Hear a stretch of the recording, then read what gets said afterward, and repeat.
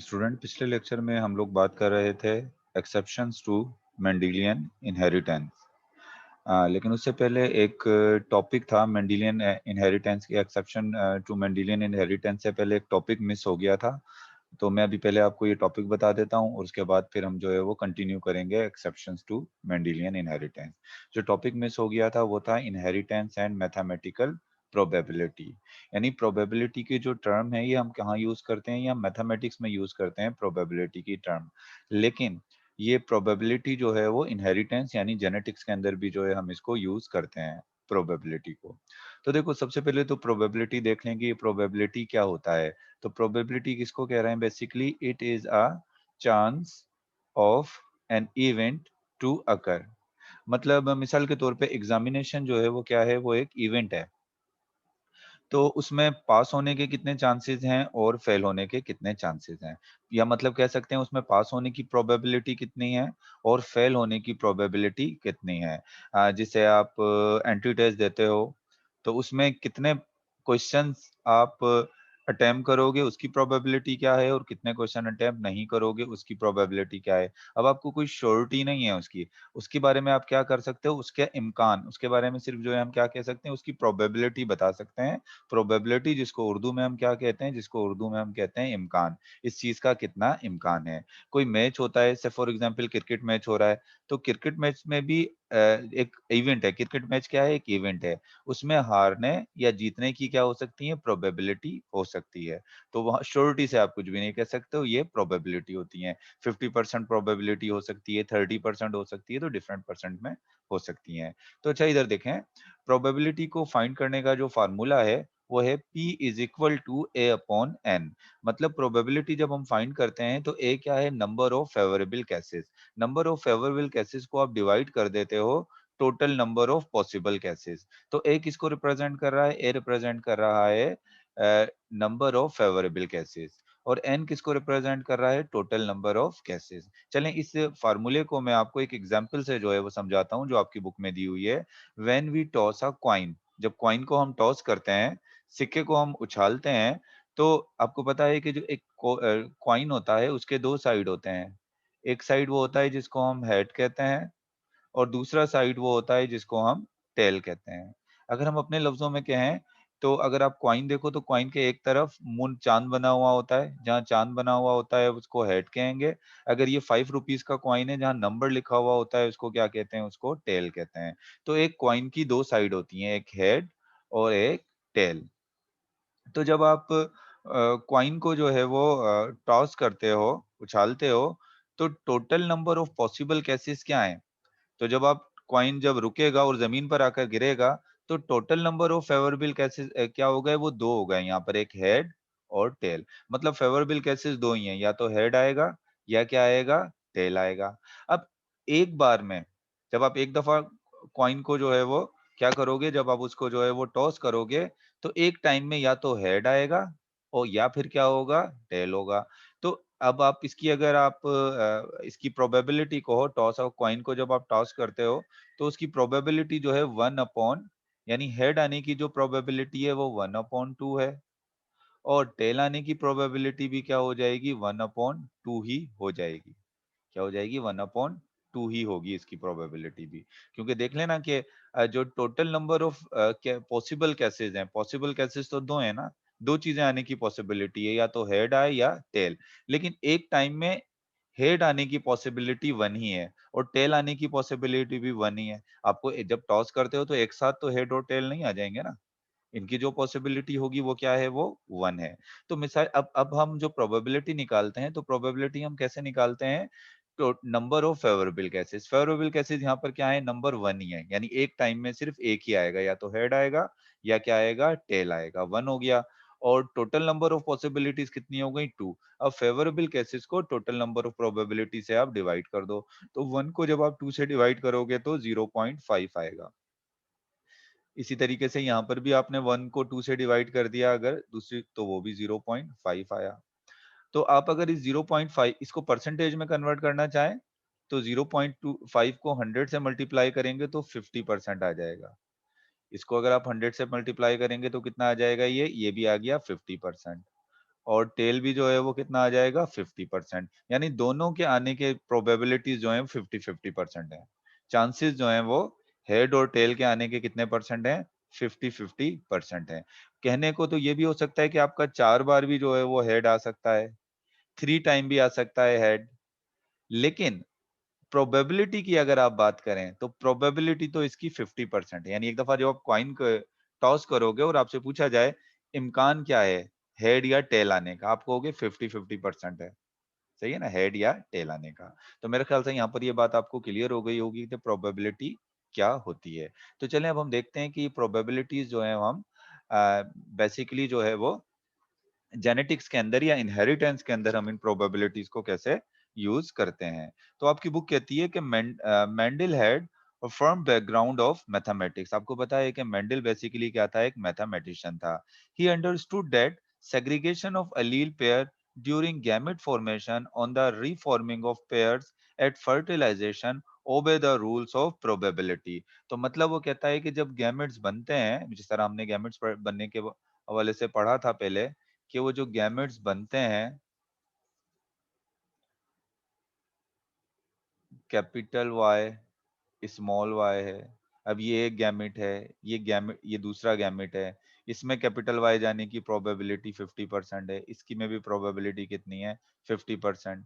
फिर अगर हम इनको आपस में क्रॉस करते हैं, तो येलो आने की प्रोबेबिलिटी 75% होती है और ग्रीन आने की प्रोबेबिलिटी हमने पहले निकाली हुई है, वो जो है वो कितने परसेंट होती है? वो 25% जो है वो होती है। मतलब जीन का एक अलील का सेपरेट होना और उनको आपस में मिलना, ये दोनों चीजें भी क्या होती हैं? यहाँ पे जो है वो प्रोबेबिलिटी होती है।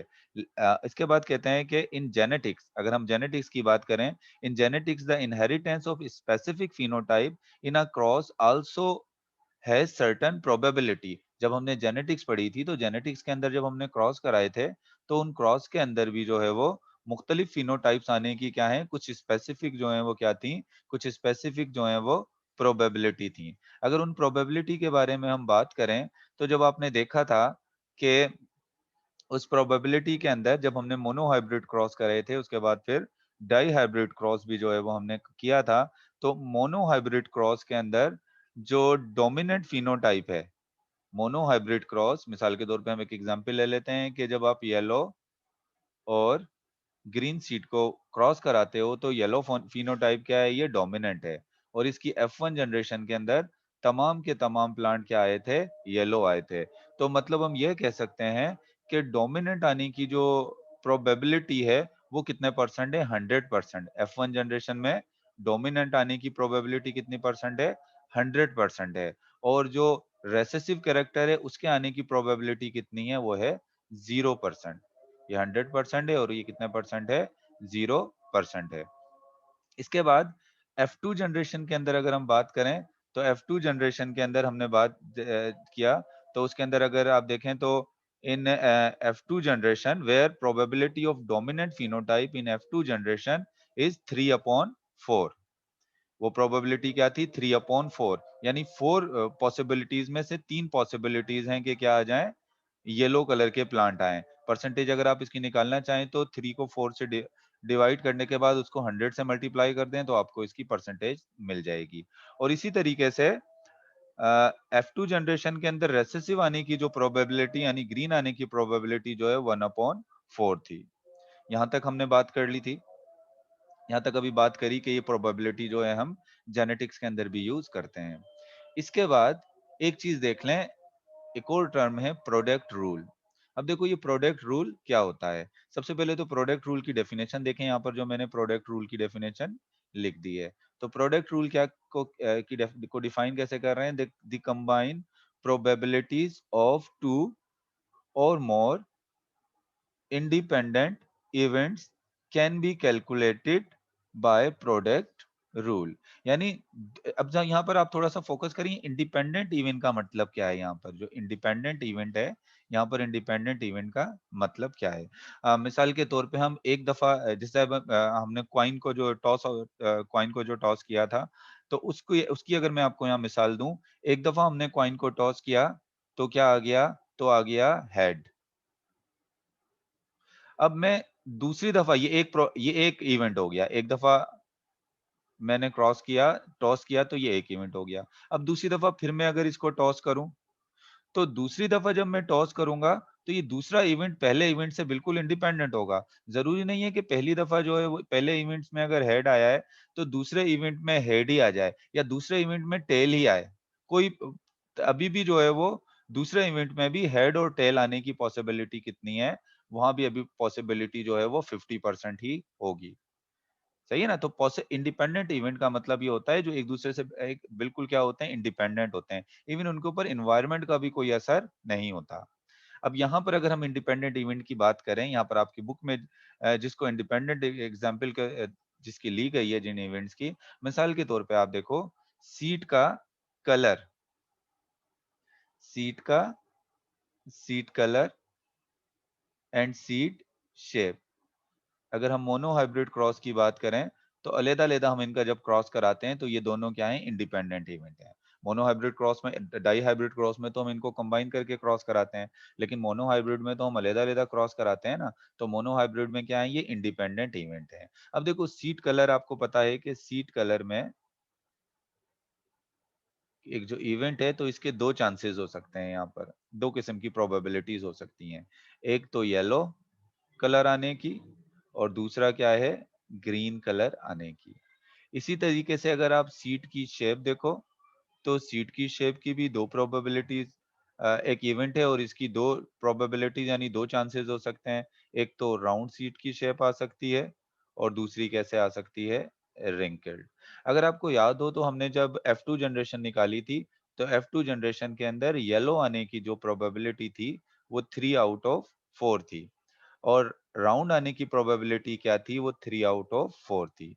जबकि ग्रीन की अगर हम बात करें, तो ग्रीन की प्रोबेबिलिटी 1 आउट आउट ऑफ 4 थी और रिंकल्ड की प्रोबेबिलिटी भी 1 आउट ऑफ 4 थी। अब देखो प्रोडक्ट रूल क्या होता है, वैसे आपको पता होगा, मैथमेटिक्स आपने मैट्रिक क्लास में जो मैथमेटिक्स पढ़ा था, उसमें आपको पता होगा कि प्रोडक्ट हम किसको कहते हैं, द रिजल्ट ऑफ मल्टीप्लिकेशन। यानी 3 को जब आप 2 से मल्टीप्लाई करते हो, तो उसका रिजल्ट क्या आ जाता है, वो आता है 6। तो 6 क्या है, 6 is the product of 3 and 2। 3 और 2 की जो मल्टीप्लिकेशन है, उसकी जो प्रोडक्ट है वो क्या है, वो 6 है। बेसिकली प्रोडक्ट हम कहते हैं रिजल्ट ऑफ मल्टीप्लिकेशन। मल्टीप्लिकेशन का जो रिजल्ट होता है उसको हम प्रोडक्ट कहते हैं। अब मिसाल के तौर पे आप देखें कि F1 जनरेशन में येलो जो आए हैं, F1 सॉरी सीट कलर के अंदर F2 जनरेशन में जो येलो आए हैं, वो कितने आए हैं, येलो आए हैं 3/4। मैं इसको यहाँ लिख रहा हूँ, येलो आए हैं 3/4।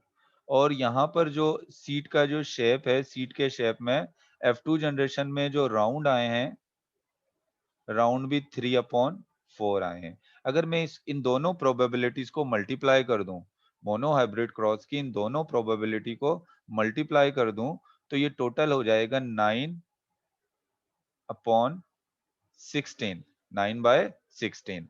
तो आप देखें, दो मोनो हाइब्रिड क्रॉस को जब मैंने मल्टीप्लाई किया, तो ये डाई हाइब्रिड क्रॉस वाली क्या आ गई, डाई हाइब्रिड क्रॉस वाली जो है वो प्रोबेबिलिटी आ गई। अगर आपको याद हो, डाई हाइब्रिड क्रॉस में टोटल 16 में से 9 जो है वो क्या आए थे, टोटल 16 में से 9 जो है वो जो है वो येलो राउंड आए थे।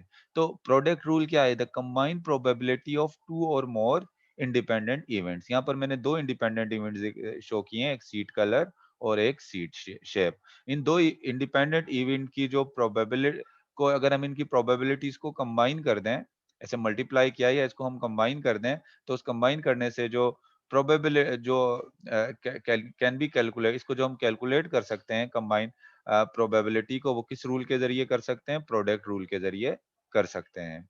तो इसी तरीके से मैं अगर आपको एग्जांपल, एक और एग्जांपल आगे दूं, ये तो मैंने सीट के ये दे दिए एक एग्जांपल।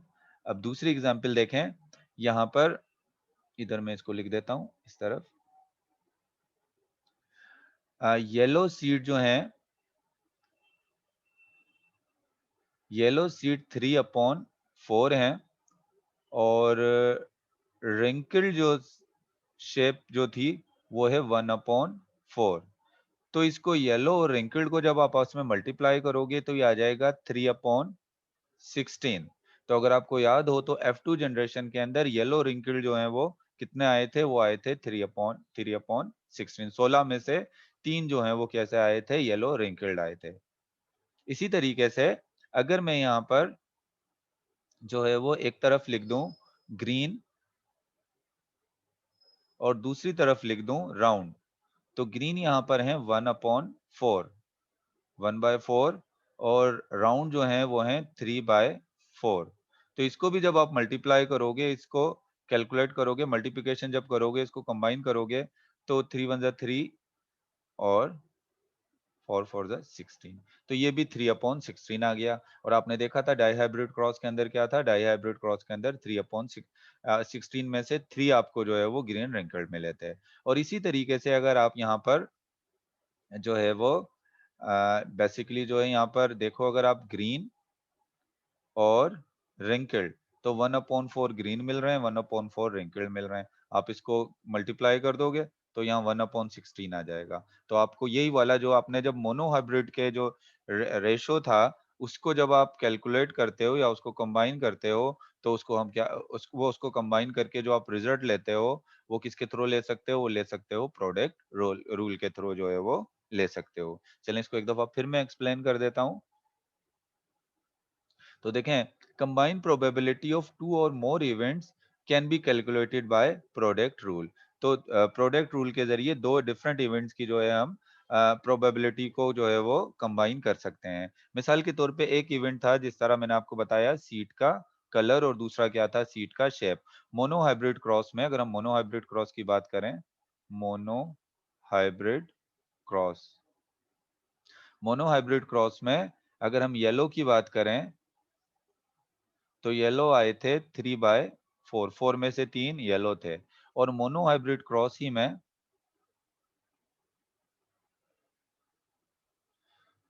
जो राउंड आए थे, राउंड जो हैं वो भी जो है वो 3/4 आए थे।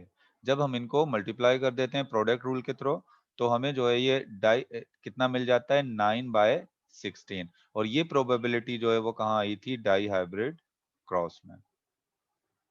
इसी तरीके से मोनो हाइब्रिड क्रॉस में एक अगेन फिर हम देख लेते हैं कि येलो 3/4 आए थे, जबकि रिंकल जो आए थे वो आए थे 1/4। इनको जब हम कंबाइन करेंगे तो ये 3/4 हो गया। तो मतलब यहाँ पर येलो राउंड जो है वो 9/16 हो गए। 16 में से 9 जो है वो येलो राउंड होंगे, और यहाँ पर 16 लिखना था मुझे। 16 में से 3 जो हैं वो कैसे होंगे? वो येलो रिंकल्ड होंगे। इसी तरीके से अगर आप यहाँ पर देखें, ग्रीन की जो प्रोबेबिलिटी थी मोनो हाइब्रिड क्रॉस में, वो 1/4 थी, यानी 4 में से एक आ सकता था कैसा? ग्रीन। और जो राउंड की जो प्रोबेबिलिटी है वो है 3/4, यानी 4 में से जो है वो 3 जो है वो राउंड आते हैं। और अगर हम इसको कंबाइन कर दें, इसको कैलकुलेट करें, इसको मल्टीप्लाई कर दें, तो यहाँ पर ये 1 अपॉन सॉरी ये आ जाएगा 3/16। 3/16 आपको ग्रीन और राउंड मिलेंगे। इसी तरीके से ग्रीन आने की जो प्रोबेबिलिटी थी 1/4 थी, और रिंकल्ड आने की प्रोबेबिलिटी भी 1/4 थी। तो इसको जब हम मल्टीप्लाई करेंगे तो ये क्या आ जाएगा? 1/16, यानी 16 में से 1 जो है वो कैसा आएगा? वो ग्रीन और रिंकल्ड आएगा। तो आई थिंक आपको क्लियर हो गया होगा the combined probability of two और मोर इंडिपेंडेंट इवेंट, यानी ये दो इंडिपेंडेंट इवेंट है। एक में आप सीट की का कलर देख रहे हो और सीट की शेप देख रहे हो, तो can be calculated by product rule. इनको आप जो कैलकुलेट करना चाहो, इनको कंबाइन करना चाहो, तो आप किसके जरिए कैलकुलेट कर सकते हो, कंबाइन कर सकते हो? प्रोडक्ट रूल के जरिए। और आपने देखा है, दो मोनो हाइब्रिड क्रॉस को कंबाइन करते हैं तो डाई हाइब्रिड क्रॉस वाली ही प्रोबेबिलिटी यहाँ पर आ जाती है। तो चलें नेक्स्ट जो हमने लेक्चर जो कंटिन्यू किया था, वो था एक्सेप्शन टू मेंडेलियन इनहेरिटेंस हम पढ़ रहे थे। उसमें मैंने आपको इनकम्प्लीट और कोडोमिनेंस बता दिया था। तो अब इसके बाद फिर हम जो है वो नेक्स्ट जो है मल्टीपल अलील पढ़ेंगे। अच्छा, यहाँ पर जो आपने पेपर के एमसीक्यूज पॉइंट ऑफ व्यू से जो याद रखना है आपने, या एक तो प्रोबेबिलिटी की डेफिनेशन याद रखनी है, और दूसरा ये जो फार्मूला है आपने ये याद रख लेना है, नंबर ऑफ फेवरेबल केसेस और total number of possible cases, मतलब ए जो है वो नंबर ऑफ फेवरेबल केसेस को शो कर रहा है, एन जो है वो total number of possible cases. आपको ये दोनों दिए जा सकते हैं और आपसे पूछा जा सकता है कि आप इसकी प्रोबेबिलिटी बताएं। किसी भी इवेंट के जो है ये दो दे दिए जाएं, अगर आपको ये दोनों चीजें दे दी जाएं और आपसे कहा जाए प्रोबेबिलिटी बताना है, तो आपने क्या करना है, उसको डिवाइड कर देना है, ए को एन से क्या करना है, डिवाइड करना है। और अगर वो पॉइंट्स के अंदर एमसी वो जो ऑप्शंस हैं, ऑप्शंस में अगर पॉइंट्स में जवाब दिया हुआ है तो पॉइंट्स में देख लीजिएगा, अगर परसेंटेज में जवाब दिया हुआ है तो आपका जो आंसर आएगा उसको 100 से मल्टीप्लाई कर दीजिएगा, तो वो परसेंटेज वाला रिजल्ट आ जाएगा। फिर आपने यहाँ पर प्रोडक्ट रूल की डेफिनेशन याद रखनी है, सही है ना? प्रोडक्ट रूल की डेफिनेशन याद रखनी है, और आपको दो डिफरेंट इवेंट्स दे दें और इन दोनों इवेंट्स की जो है वो कंबाइंड प्रोबेबिलिटी आप बताओ, तो आपने उसको इसी तरीके से मल्टीप्लाई कर कर उसकी कंबाइंड प्रोबेबिलिटी प्रोडक्ट रूल के थ्रू जो है वो मालूम कर लेनी है। तो it was all about probability and product rule. Next time फिर हम जो है वो डिस्कस करेंगे मल्टीपल अलील।